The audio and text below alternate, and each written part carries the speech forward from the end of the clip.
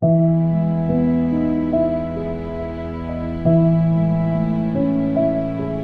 know, there's an old saying that goes something like this: he who talks the least often says the most. Now think about that for a second. It's not always the loudest voice in the room that holds the most power. In fact, more often than not, the one who speaks sparingly commands the most respect. Why? Because they've mastered something most people overlook: the art of restraint. When I was coming up in the business, I watched and I listened. I wasn't always the one doing the talking. No, I learned early on that people give themselves away when they talk too much. They reveal things they don't even realize they're giving up. Their insecurities, their lack of preparation, their need for approval. It's all there, laid bare in their words. But the ones who say less, oh, those are the ones you've got to watch. They move differently.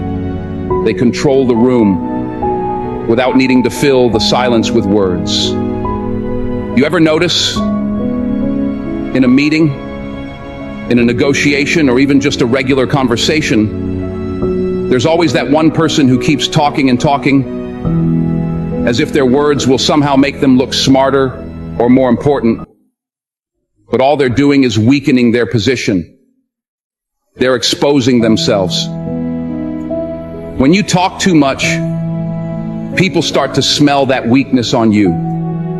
They can sense it. It's like blood in the water, and people will take advantage of it. You see, the more you talk, the more you're giving away. And I don't just mean your thoughts.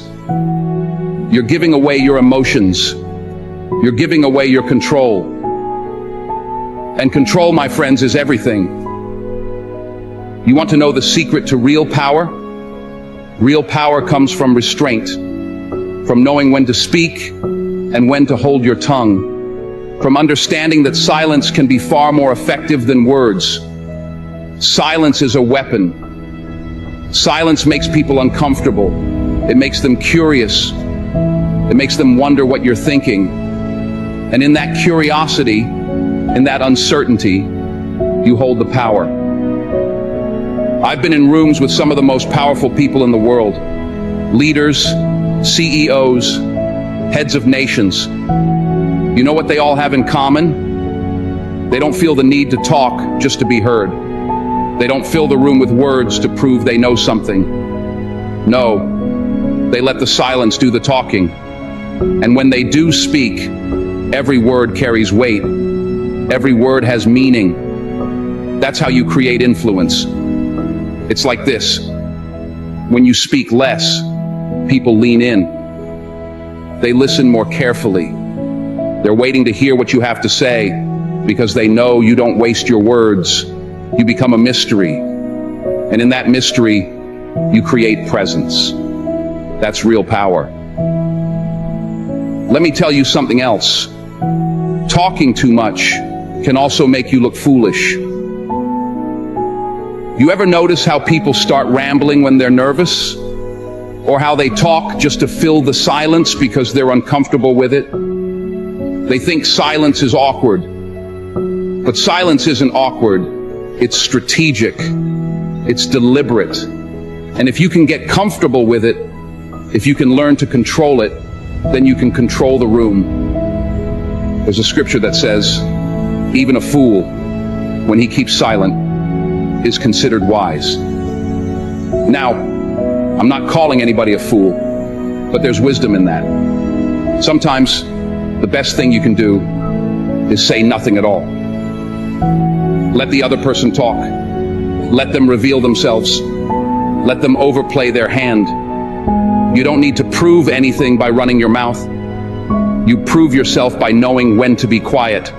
Now, I'm not saying don't speak up when you have something important to say. No, that's not what I'm saying at all. When it's your time to speak, you speak with confidence. You speak with clarity. You make sure every word matters. But don't waste your words. Don't fall into the trap of thinking that more talking equals more power. It doesn't. In fact, talking too much can actually be a sign of insecurity. People who can't stop talking are often trying to cover something up. They're trying to compensate for a lack of confidence, a lack of control. But true confidence, true control, doesn't need constant validation. It doesn't need to explain itself over and over again. It speaks when necessary, and it's silent when silence is more powerful. Look, some of the most iconic figures in history understood this. From kings to presidents to business leaders, they knew that control over their words meant control over the room. Think about it. How many times have you seen a leader pause before they speak? That pause, that moment of silence, it draws people in. It creates anticipation.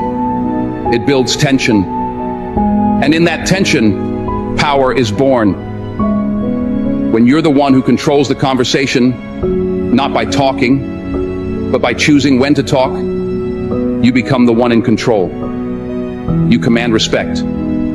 People are more likely to follow you, to trust you, because they know when you speak, you mean it. Your words carry weight. And let me tell you something else. When you talk too much, you lose focus. You scatter your thoughts, and in that scattering, you lose your sharpness. But when you speak with intention, with purpose, you stay focused. You stay sharp.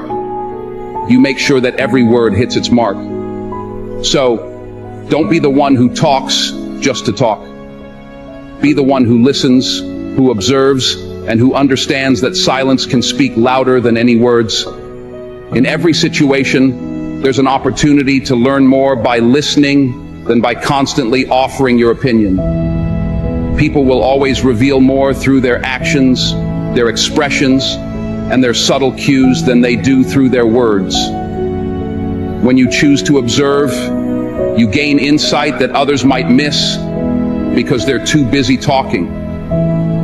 Hold your tongue when you don't need to speak, because once words leave your mouth, you can never take them back. Preserve your power. Don't give it away, just to fill the silence. In that silence, you hold all the cards.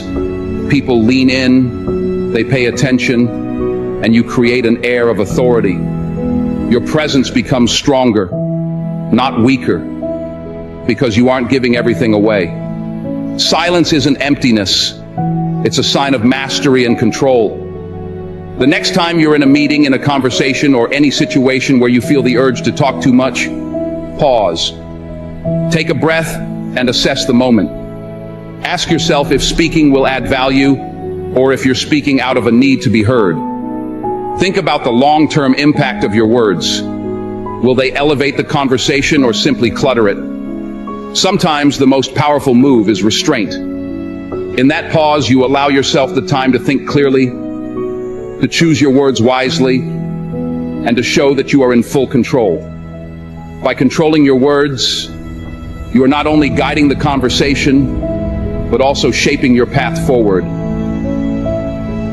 Silence can be a tool for reflection and strategy, giving you the upper hand in any situation. And remember, the more calculated you are with your words, the more powerful they will seem when spoken. Each moment of silence you embrace strengthens the weight of your eventual voice. Don't just talk to hear your own voice. Words are a tool, not a crutch. Speak when you need to, and when you do, ensure that your words carry meaning, weight, and intention. Make sure that your speech advances the conversation, opens minds, and leaves an impact. Because in this world, it's not the loudest person who wins. It's the one who knows when silence says more. The one who masters the balance between speaking and listening is the one who truly commands respect. Use silence as your ally, a way to filter out unnecessary noise and focus on what truly matters. And when you do speak, let it resonate with purpose, so your words move mountains. Every word you choose should be deliberate, like a finely crafted tool designed to leave a lasting impression. Words have the power to transform situations, but only when they're used with wisdom and precision.